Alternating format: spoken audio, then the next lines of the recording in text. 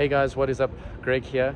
Today I'm going to be doing a video on hot hatchbacks and my opinion on how this vehicle or this type of vehicle is becoming a dying breed. Now we are in 2024 currently. This vehicle was released in 2017, which in my opinion was probably one of the best periods for hot hatchbacks that we've ever had as car enthusiasts. We had the Fiesta ST, we had the Renault Clio RS, we had the Polo GTI, we had the 208 GTI from Peugeot, and we also had the Suzuki Swift Sport. So there were a lot of cars that you could choose from.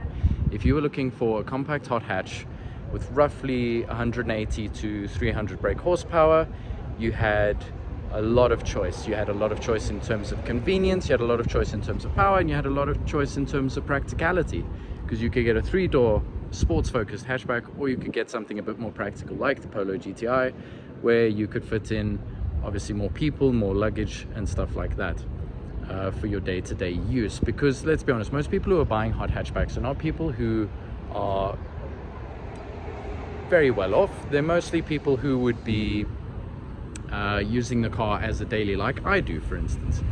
It's for people who want a sporty car that they can enjoy from time to time, but also can use as a practical car. I mean, I go to work in this car, I go to gym after work in this car. This is the car that I use on weekends. I don't have another car. This has to do everything that I require of it.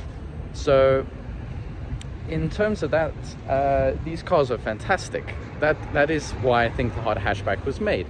It is a performance orientated vehicle, but it also gives you that sort of practicality and that sort of that ability to let your hair down and just enjoy driving. And I think that is one of the things that, you know, hot hatchbacks really it really imbues. The spirit of a hot hatchback is a car that can really make you feel like you're driving something a bit more special than what it actually is. And that's what they're really, really good at. Now, in 2024, if you were to look at getting a brand new hot hatchback in a roughly sort of similar price bracket to what you would have been able to get one of these in, the only option that you have is a Suzuki Swift Sport. Now that is a lovely car, and I applaud Suzuki for continuing to make a car like that, because it is the only one really left of this era. And if you were to look at any other brands, you'd have to go and start looking at BMW, VW, the Polo GTI. I'm not even going to include in this bracket anymore, because that has become effectively the new Golf GTI, with the new Golf GTI becoming the Golf R, and the new Golf R has basically become a supercar. With the pricing here in South Africa, it's actually ridiculous. I mean, you're looking at R1 million for a hatchback, which is just, it's just not on. That's not a hot hatchback, that's a supercar. Or not a supercar, but it's a fully fledged sports car price, you know, that it's now commanding. You could get a number of second-hand vehicles for that price, which is just honestly a bit of a joke. Also included in the bracket that I was talking about are the Mercedes-Benz A35 and A45, as well as the Audi S3 and RS3, all of which I think you would classify as hyper hatches due to their four-wheel drive systems and exorbitant price tag. So, does this mean that this sort of type of vehicle is going to start to become a thing of the past? I think it might be, because when you look at most manufacturers, they're not making hatchbacks anymore. Ford has discontinued the Focus and the Fiesta. In South Africa, we never got the Mark 8 Fiesta ST. We only got the Mark 8 Fiesta. And from now on, we're not going to be getting any hatchbacks from Ford. And I feel like VW, if the Polo wasn't so successful and the Golf weren't so successful, I think that they might even follow suit. Even Hyundai, Kia, they are moving more to sports utility vehicles and slightly larger vehicles in this. Small vehicles like this are being relegated to the realm of sort of Toyota, Suzuki, those sort of car companies, which are making, you know, they're making really cheap hatchbacks. They're not making sports hatchbacks like this. Talking of Toyota, they're also another company who has been producing mega hot hatches over the past couple of years. The Toyota Corolla GR and the Yaris GR, both fantastic hot hatchbacks. But the pricing here in South Africa, it's not the same. It's not even in the same bracket. Those are very expensive cars. So now, what is the future of these vehicles? Well, the thing is, that's why I bought this car, and that's why I think that, you know, these cars are fantastic.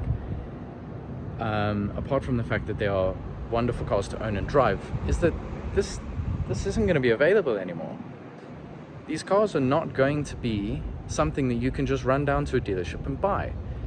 And as people mistreat these things and crash them, and, you know, general wear and tear, and the fact that they are getting older, I mean, this car is now 7 years old, they are going to become rare collector's items. They just have to be, because, well, there's not going to be anything else to replace them. I mean, most modern cars, the reason that they don't hold their value is because the car company comes out with a newer generation every single time.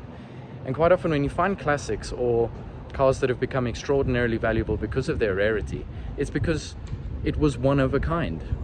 Now, I'm not saying that this is by any means one of a kind. There are lots of Fiesta ST Mark 7s in South Africa. It's not by any means a rare car. It is a rare car because it's 200.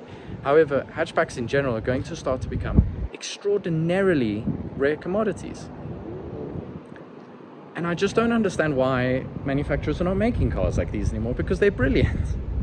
They are fun, practical, and they are such a great entry point for motoring enthusiasts into vehicles without having to compromise pretty much on anything.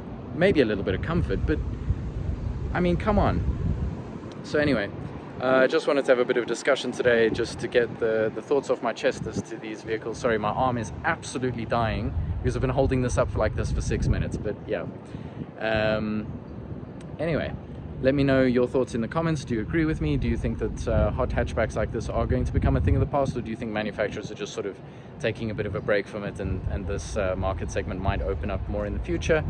Anyway, hope you guys are well, and I'll see you soon.